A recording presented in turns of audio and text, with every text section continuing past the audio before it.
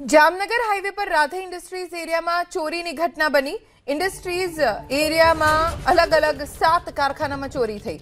રોકડ, ચાંદીના ઘરેણા, મોબાઈલ સહિત 9 થી 10 લાખની ચોરી થઈ। ચોરી કરવા તસ્કરો સીસીટીવી કેમેરામાં કેદ થયા। પડદરી પોલીસે સીસીટીવી ફૂટેજના આધારે તસ્કરોની શોધખોળ શરૂ કરી છે।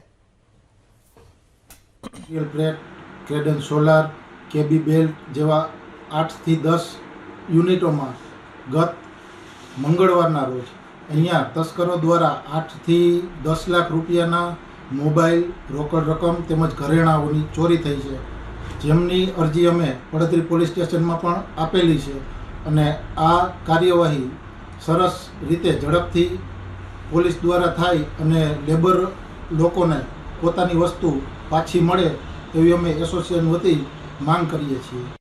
જામનગર હાઈવે પર રાધે ઇન્ડસ્ટ્રીઝ એરિયામાં ચોરીની ઘટના બની। ઇન્ડસ્ટ્રીઝ એરિયામાં અલગ અલગ 7 કારખાનામાં ચોરી થઈ।